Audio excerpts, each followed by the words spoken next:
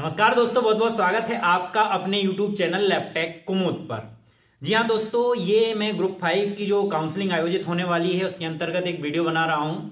तो MPSB के द्वारा जो ग्रुप 5 का रिजल्ट जारी किया गया था उसकी काउंसलिंग आखिर आयोजित कैसे होती है और आयोजित होने के बाद आपको क्या तैयारी करना है, कब, कैसे, कहाँ और आवश्यक दस्तावेज जो है, एसेंशियल डॉक्यूमेंट्स है, वो आप कैसे प्रिपेयर करें। तो 1 बाय 1 मैं आपको बता देता हूं कि ये कैसे आयोजित होगी और क्या क्या आप तैयारी करें उसके लिए। तो अपन देखते हैं MPSB ग्रुप 5 काउंसलिंग 2026। अब हमारे मध्य प्रदेश में, अपने मध्य प्रदेश में जो है स्वास्थ्य सेवाएं दो रूप में संचालित होती हैं। एक होती है DHS मतलब डायरेक्टरेट ऑफ हेल्थ सर्विसेज और दूसरी है डायरेक्टरेट ऑफ मेडिकल एजुकेशन मतलब DHS और DME। तो DHS के अंतर्गत आने वाली PHC, CHC, सिविल हॉस्पिटल और DH है। तो इसमें ज्यादा पद थे नहीं विज्ञापित या बहुत ही ना के बराबर पद रहे होंगे। सबसे ज्यादा जो विज्ञापित पद थे वो थे DME में। DME से मतलब है मेडिकल कॉलेजेस। तो मेडिकल कॉलेजेस में थे, तो इसी की चर्चा कर लेते हैं अपन। DHS की चर्चा नहीं करते हैं कि मेडिकल कॉलेजेस की जो काउंसलिंग है वो कहां पर आयोजित होगी, आपको उसके लिए क्या तैयारी करना है। तो DHS की तो जो है राज्य स्तर पे होती थी और संभाग स्तर पे होती थी। माननीय जो है संभाग आयुक्त हैं वो वहां पे कार्यालय में होती थी और फिर आपको उसके बाद डिस्ट्रिक्ट अलॉट कर दिए जाते थे और डिस्ट्रिक्ट के बाद आपको फिर CMHO भेजते थे कहां जाना है, या कई बार आपको CHC, PHC, सिविल हॉस्पिटल या जिला अस्पताल आपको वहीं से ही अलॉट कर दिया जाता था।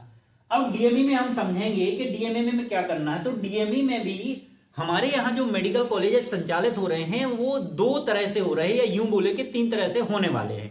एक तो मेडिकल कॉलेज जो है गवर्नमेंट है, शासकीय चिकित्सा महाविद्यालय।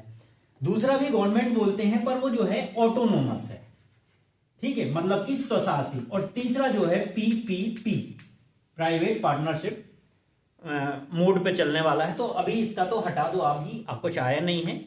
अब इसमें जैसे गवर्नमेंट मेडिकल कॉलेज की बात कर लें अगर हम, तो ये GMC सतना है, नीमच है, मंदसौर है, सिवनी है। ऑटोनोमस क्या है, जैसे हमारा ही मेडिकल कॉलेज है ABVGMC विदिशा। फर्क क्या है कभी मैं अगले वीडियो में बता दूंगा आपको। जब भी आपके फॉर्म आते हैं कि आपको गवर्नमेंट मेडिकल कॉलेज को पहले प्रायोरिटी देनी चाहिए कि ऑटोनोमस को देनी चाहिए, क्या क्या इंटेंसिव मिलते हैं, आयुष्मान राशि है या एम्प्लॉय ID कोड है, उसका क्या फायदा है, ट्रांसफर में काम आता है, वो अगले वीडियो में आपको बता दूंगा। तो हाल फिलहाल तो जो है GMC सतना है, ABBGMC विदिशा है। तो आपने जहां भी आपने डाला था आपका रिजल्ट आ चुका है, क्योंकि मेरिट जिनका आया है उनकी काउंसलिंग आयोजित होगी। काउंसलिंग कब तक होगी, तो काउंसलिंग अलग अलग मेडिकल कॉलेजेस की ऑफिशियल साइट पे बहुत जल्द आयोजित होने वाली है। ये भी हो सकता है कि 1 महीने के अंतर्गत बहुत सारे मेडिकल कॉलेजेस में ये आयोजित हो जाए। तो आपको कैसे पता करना है, आपको कुछ नहीं करना है, GMC सतना की ऑफिशियल साइट पे जाके विजिट करते रहना है। जैसे ही कोई नोटिफिकेशन आता है आपको सारी तैयारी करके रखना है। और ABBGMC विदिशा की भी ऑफिशियल साइट पे आपको विजिट करते रहना है, चाहे वो लैब टेक्नीशियन हो, टेक्निकल असिस्टेंट हो या लैब अटेंडेंट हो। तो 3 तरह के पद आयोग, LT हो गई, टेक्निकल असिस्टेंट हो गया और लैब अटेंडेंट हो गया। मतलब कहने का जितना भी पैरामेडिकल कैडर था, जो जो पद विज्ञापित हुए थे उनकी काउंसलिंग जो है संबंधित मेडिकल कॉलेजेस में ही आयोजित होगी। तो आप ऑफिशियल साइट पे विजिट करते रहो। अब अंत में मैं आपको बता देता हूं कि आपको क्या क्या कागज, क्या क्या दस्तावेज, क्या क्या डॉक्यूमेंट्स आपको जरूरी हैं। तो 10th 12th की मार्कशीट, इसके अलावा जो आपने डिग्री डिप्लोमा किया है पैरामेडिकल कैडर से संबंधित वो चाहिए आपको, और रजिस्ट्रेशन जरूर चाहिए। रजिस्ट्रेशन के अलावा जो डोमिसाइल सर्टिफिकेट होता है, कास्ट सर्टिफिकेट होता है, इकोनॉमी व्हीकल सेक्शन वाला जो EWS का सर्टिफिकेट होता है वो भी उसी सत्र का होना चाहिए। और साथ ही साथ रोजगार कार्यालय में जीवित पंजीयन चाहिए और मध्य प्रदेश पैरामेडिकल काउंसिल से रजिस्ट्रेशन चाहिए। अब रजिस्ट्रेशन में बहुत बार होता है कि हमारे जो न्यू बच्चे होते हैं वो आवेदन कर देते हैं, उनके रिजल्ट भी नहीं आए होते हैं, BMLT 3rd ईयर है या DMLT 2nd ईयर का एग्जाम दिया है, रिजल्ट नहीं आया, तो क्या ऐसे लोगों को कंसीडर किया जाएगा? जी नहीं दोस्तों, नियम तो यही कहता है कि कंसीडर नहीं किया जाएगा। आपको जब भी ग्रुप 5 ने जो है एडवर्टाइजमेंट निकाला था विज्ञापित पदों के लिए, जब आपने आवेदन किया था उस समय आपको ये सारी चीजें होती। लेकिन फिर भी DHS की अगर बात करें तो हमने बहुत मर्तबा देखा है कि DHS जो है कंसीडर कर लेता है। लेकिन GMC सतना की तो मैं बात करूंगा, पिछली बार का अनुभव था, हमारे 4-5 बच्चे थे, उनका कंसीडर नहीं किया है। जीएमसी सतना में टेक्निकल असिस्टेंट पद के लिए उन्होंने अनुभव भी मांगा है 1 साल का। तो ये अनुभव कैसे बनवाएं आप, या अनुभव आपके पास है तो आप क्या उसमें करेक्शन करें।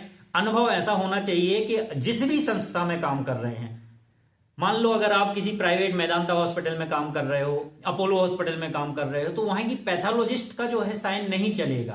पैथोलॉजिस्ट का साइन तो होना ही होना चाहिए, साथ में डायरेक्टर का साइन चलेगा और डिस्पैच नंबर चलेगा, क्योंकि वो क्रॉस चेक करते हैं। स्पेशली सतना वालों के साथ एक्सपीरियंस मेरा रहा है।